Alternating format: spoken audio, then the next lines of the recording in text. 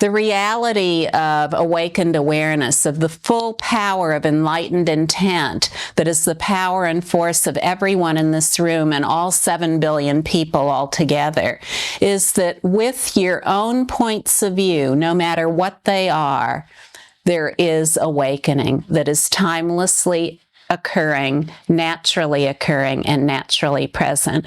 And what that means is that there is no awakening, enlightenment, or liberation that's separate or apart from any point of view.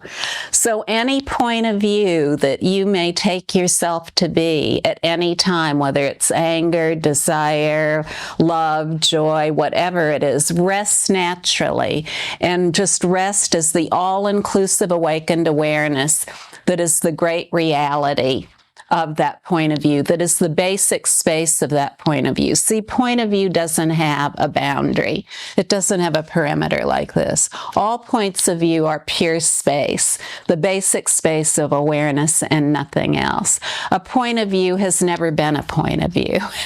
Awareness finds its resolution in point of view, and point of view finds its resolution in awareness. How could that ever be described? How could that ever be described? We can't really say anything about it. We can say it's basic space, but if we just said that, we'd be limiting it to something. When we say it's basic space that's naturally present, then we have more of an understanding and a direct experience of what we are. And if we say pure space, naturally present and entirely responsive as the beneficial nature of enlightened intent, then we have a full vantage of what we are. Because we're not a state. You know, if we try to put ourselves into a state, all we do is put ourselves into a point of view. And it may be not the conventional point of view, but it's still a point of view.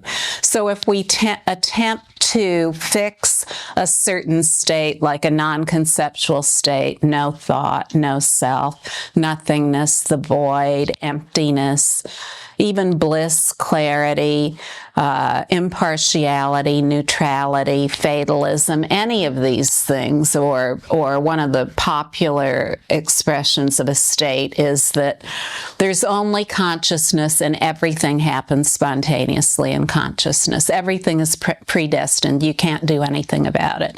If you're supposed to be enlightened, you will be, and if you're not supposed to be enlightened, you won't. And when you are enlightened, you can do whatever you want to do because it doesn't matter. So you see, now these things, by the way, are not awakening. These are not awakening. They're an anomaly of point of view. They're all within the purview of point of view. They may not be the conventional point of view, but they're still points of view. And when we rest naturally, just as the heart essence of every single one of these labels that arises, we realize that no matter what their description, they are a pristine reality of pure space in which nothing need be done, in which no effort need be made. Pure space has never been tied up in knots. The infinite expanse of pure space has never been tied up in knots. If we took all of pure space and then we configured the letters of the alphabet out of that pure space, and then form those alphabetic letters made of pure space into all kinds of words, meanings, treatises, texts, all the books ever written in the world and all the information on the internet, all the letters would still be pure space. So this is what I'm pointing to, that all points of view, no matter what they are, they're like a mirage. They're like the sound in an echo.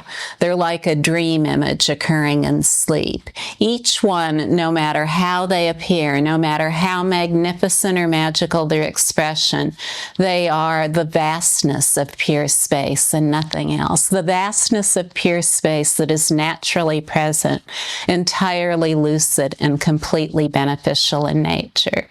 So how can all these points of view be entirely beneficial in nature? All points of view, no matter what they are entirely beneficial in nature, because each point of view, no matter what it is a perfect enlightenment teaching. No matter what the point of view is, it's a perfect enlightenment teaching. Each point of view, because it only is all-inclusive awakened awareness, has as its only intent enlightenment, the enlightenment that already is. the enlightenment that is already accomplished, the enlightenment in which nothing need be done, the enlightenment in which there's no effort to make. So, it doesn't matter what our points of view are. We don't have to change anything in our lives to rest naturally, to be as we are, this natural yoga of rest. We don't have to change a single thing in our lives. So if we have a spiritual practice, we don't need to change that. Nothing needs to change. If we practice celibacy, we don't need to change that. If we're sexually active, we don't need to change that. Nothing needs to change. Wherever we are and whoever we are, enlightenment is already accomplished. This is very, very important to know. There's nothing to change, and not only that, there's no one to change it.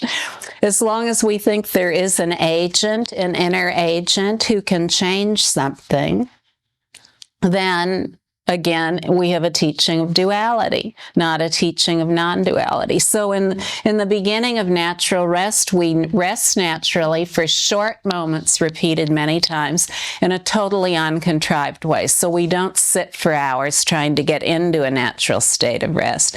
If we're meditating, if we're sitting for hours, then we rest naturally as all the points of view that arise. And when I say rest naturally, we just remain as we are, as the vivid wakefulness that sees through every point of view as itself. We rest naturally as that vivid wakefulness, that vivid awareness in which there is no separation from the dynamic energy called point of view. And as we do so, that vivid wakefulness becomes primary, rather than something invisible to us.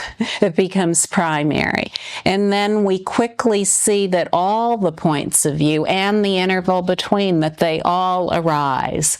They all appear to arise, abide, or dwell and disappear in this space. But the more we rest naturally, the more we realize that all these points of view really are inseparable from basic space, from aware basic space, and that even the point of view of there being a personal identity, an I, or an agent who's doing something like resting naturally, that too just resolves in basic space with nothing needing to be done about it. So the personal identity doesn't need to be thrashed or practiced or beaten to death or annihilated or expunged out of existence or anything else. The personal identity never was.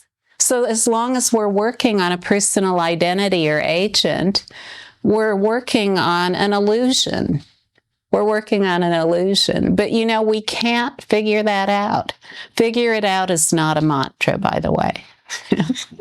That's not a mantra. Figure it out. A mantra is that which soothes the mind. Has figuring it out ever soothed the mind? No, it hasn't. So, the ultimate mantra, the ultimate meditation, the ultimate yoga is that of natural rest, where we just rest naturally without seeking anything, realizing that what we are is already accomplished. If the doubt comes up, I'm not recognizing awareness, or I don't think I can ever be enlightened, or I hope that I'll be enlightened and I fear that I won't. No matter what these points of view are that come up, rest as the vivid wakefulness that is the true nature of every single point of view.